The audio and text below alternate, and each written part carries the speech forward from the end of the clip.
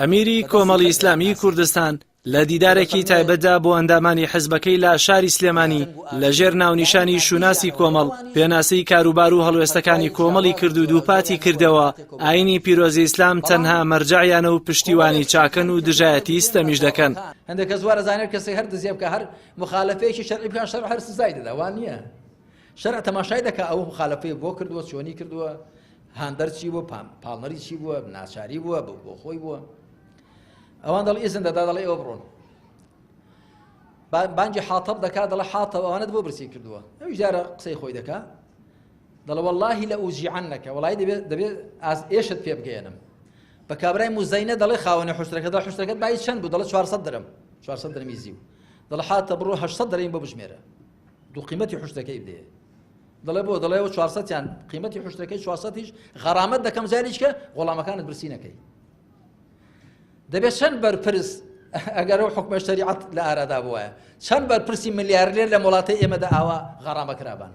سزا درابان و دەبێت چەند فەقیریش لە زیندانەکاندا بەردرابان لەبەرەوە کە لە ناچاری و لە برسان و لە ترسان و لە یاخود بە هۆیەکی ناچارکەر تووشی غەڵەت و پەڵەت بوو. لە دیدارێکدا کە مەڵبەندی سێی کۆمەڵی ئیسلامی سازیان کردبوو ئەمیری کۆمەڵشوناسی حیزبەکەی لە چەند خاڵێکدا پێناسە کرد کە باوتەی ئەو دوورن لە ڕای شەخسی و کەسیەوە و پابەندن بە شەرع و بنەمانە گۆڕەکانی ئاینی پیرۆزی ئیسلامەوە. لە دیدارەکەدا ئەمیری کۆمەڵی ئیسلامی کوردستان بەڕاشکاوانەوەی خستە ڕوو کۆمەڵی ئیسلامی کوردستان هەرگیز لەگەڵ شتێکدا نییە کە ئاینی پیرۆزی ئیسلام بەناڕەوای بزانێت و دووپاتیشی کردەوە هەڵوێستەکانیان بۆ دژایەتیکردن و لایەنداریەتیکردنی هیچ کەس و لایەنێک نییە و بەڵکو بۆ دژایەتیکردنی ناڕەوایەتیە و پشتیوانیکردنی ڕەوایەتیە کە ئیسلام فەرمانیان پێدەکات. ئیدی ئەو تۆمەتانەی کە پاڵ دەدرێنە لای ئێمە یا هەر لایەنێکی دیکە ئیسلامی خۆ ئەوکو بناغەیە ئەسڵ لە شتاندا پاچیە دەبێ بەڵگە هەبێ لەسەر پیسی ئەسڵ لە شتاندا مباحبوون و ڕەواییە دەبێ بەڵگە هەبێ لەسەر قەدەغەکران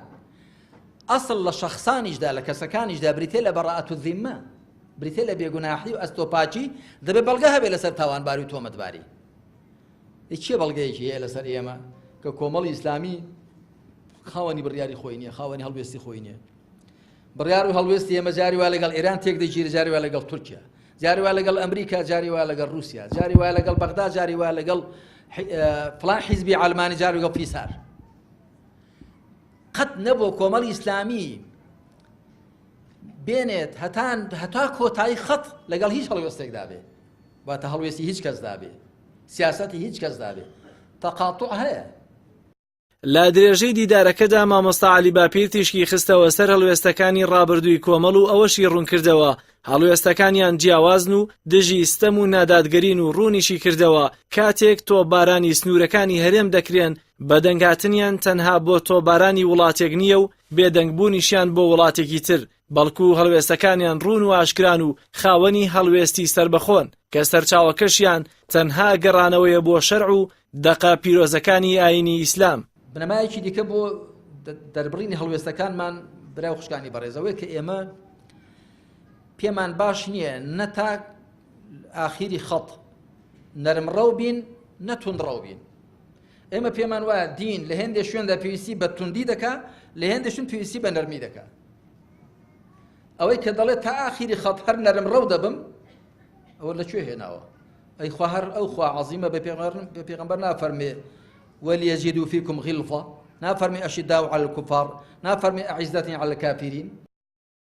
کۆمەڵی ئیسلامی کوردستان درێژە پێدەری خەباتی چەکداری دژی ڕژێمی بەعس و خەباتی مەدەنی ڕابوونی ئیسلامی بوو کە لە ساڵی 2001 ڕاگەیەنرا و لە دوای ڕاگەیاندنیشەوە تا هەنووکە دژی ستەم و نەعەدالەتی بووە و زۆرترین نەعەدالەتیشی لە گۆڕەپانی سیاسی هەرێمدا لێکراوە. دیداری ئەمیری کۆمەڵیش لە دوای هەڵوێستەکانی 2 ساڵی ڕابردووی زیاتر بۆ شیکردنەوەیان بوو با پێی شوناسی کۆمەڵی ئیسلامی و گەڕانەوە بۆ سەرچاوەکانی ئاینی پیرۆزی ئیسلام. جەلال محەممەد، کەناڵی ئاسمانی پەیام، سلێمانی.